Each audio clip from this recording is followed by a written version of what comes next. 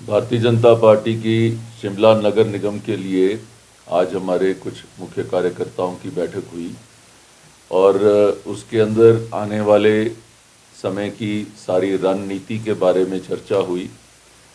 हमारी जो टीम के लोग ऑलरेडी सारे जो वार्ड के अंदर उन्होंने जाकर सब कार्यकर्ताओं से मिलने का जो कार्य कर रहे हैं, उनकी रिपोर्ट हमें परसों तक उनकी रिपोर्ट मिल जाएगी और उसके बेसिस के ऊपर 12 तारीख को हमारी चुनाव समिति की बैठक रखी गई है, जिसके अंदर इसके जो चुनाव के अंदर सारे प्रत्याशियों की उनकी घोषणा की जाएगी।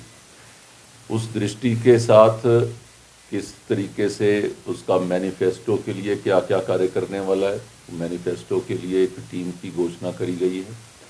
मैनिफेस्टो का काम देखने के लिए जो दृष्टि पत्र है उसके साथ साथ उसको बनाना और जो अभी तक की हमारी अचीवमेंट्स रही हैं उनके बारे में सारी जानकारी इकट्ठी करके उसको कंपाइल करना, एक उसके बारे में हमारी कमेटी उसका कार्य करेगी। साथ ही साथ ये जो 13, 17 और 18 तारीख को हमारे सारे जो प्रत्याशी हैं वो अपना नामांकन पत्र दाखिल करेंगे और इन 3 दिनों के बाद इसके बाद हमारा जो आगे के आने वाले कार्यक्रमों की रूपरेखा अगले 10 दिनों की क्या होनी है उसके बारे में रूपरेखा तैयार करी गई है, जिसके बारे में 20 तारीख के बाद वो आपसे उसकी चर्चा करेंगे। 30 अप्रैल को मन की बात का जो 100वां संस्करण है वो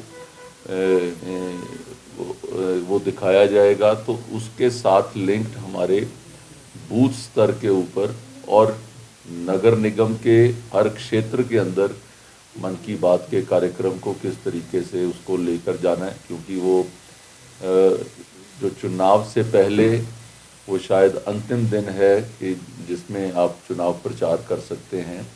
तो उस दृष्टि से मन की बात का एक मुख्य कार्यक्रम रहेगा उस दिन के कार्यक्रमों को लॉन्च करने के लिए।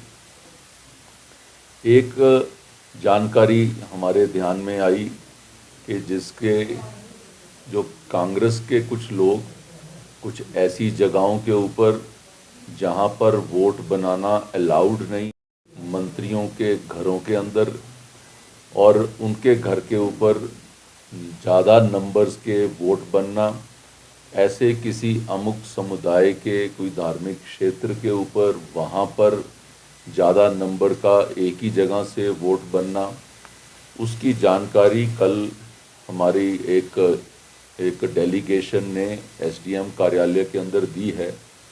लेकिन हमारे प्रदेश अध्यक्ष और हमारे इस चुनाव के प्रभारी और ये कल चुनाव जो समिति जो इलेक्शन कमीशन है उनके कार्यालय में कल जाकर इसके बारे में अपना ज्ञापन देंगे। कितने वोट फर्जी बने हैं, क्योंकि लगातार फर्जीवाड़े की शिकायतें पार्टी को आ रही है, अब तक कितनी शिकायतें आई है और आपने जैसा जिक्र किया कि कल इसकी शिकायत करेंगे। मैं उसी के बारे में बता रहा हूँ, क्योंकि कल अंतिम दिन है वोट बनाने की दृष्टि से जितनी जितनी इन्फॉर्मेशन साथ साथ आती जाती है, कितने फर्जी बने हैं ये नंबर्स को बता पाना, क्योंकि वो कंपाइलेशन होने के बाद वो नंबर आपके सामने आएगा।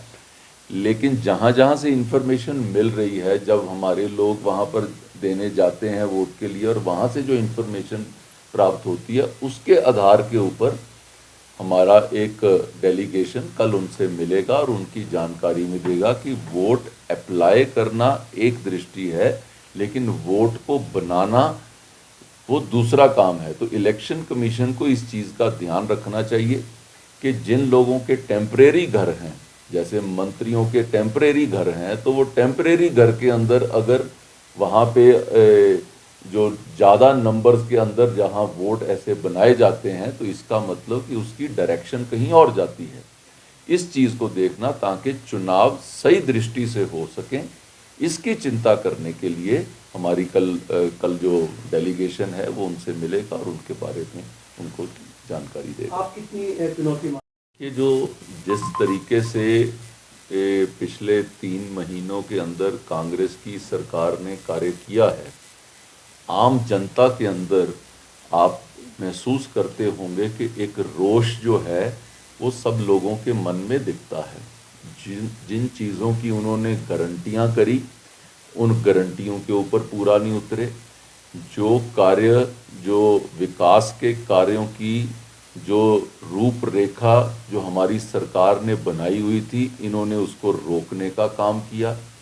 जहाँ जहाँ कार्यालय खुल गए थे, लगभग 682 के करीब कार्यालयों को बंद करने का काम किया।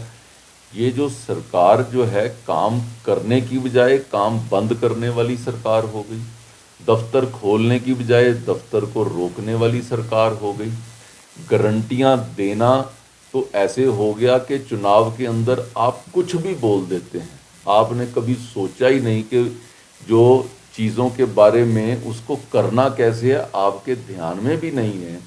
आपने उन चीज़ों के बारे में बोल दिया। आज आप स्ट्रगल कर रहे हैं। जैसे कि आपने पहले कहा कि हम हर महिला को 1500 रुपये देंगे, फिर वो महिला को घटाकर फिर उसकी उम्र के ऊपर ले आए, फिर उसके ऊपर हर परिवार के ऊपर एक महिला के ऊपर ले आए।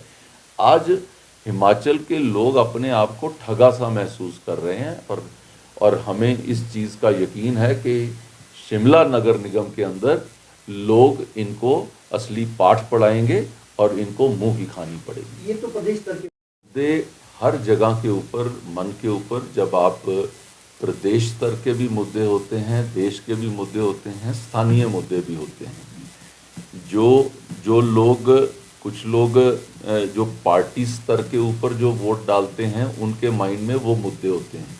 जो लोकल स्तर के ऊपर कैंडिडेट के ऊपर आधारित होते हैं, वो वहाँ के मुद्दे वो आते हैं।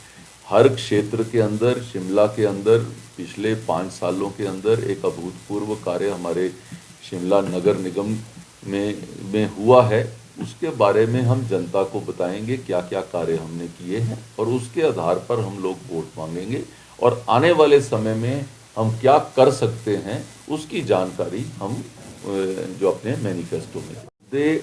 हर जगह के ऊपर, मन के ऊपर, जब आप प्रदेश स्तर के भी मुद्दे होते हैं, देश के भी मुद्दे होते हैं, स्थानीय मुद्दे भी होते हैं। जो लोग, कुछ लोग जो पार्टी स्तर के ऊपर जो वोट डालते हैं, उनके माइंड में वो मुद्दे होते हैं।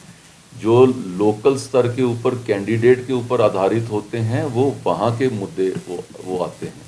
हर क्षेत्र के अंदर, शिमला के अंदर पिछले 5 सालों के अंदर एक अभूतपूर्व कार्य हमारे शिमला नगर निगम में हुआ है। उसके बारे में हम जनता को बताएंगे क्या क्या कार्य हमने किए हैं, और उसके आधार पर हम लोग वोट मांगेंगे। और आने वाले समय में हम क्या कर सकते हैं, उसकी जानकारी हम जो अपने मैनिफेस्टो में देंगे। अंतिम सवाल है, टिकट आवंटन का क्राइटेरिया क्या रहेगा? जीतने वाले व्यक्ति को टिकट मिलेगी।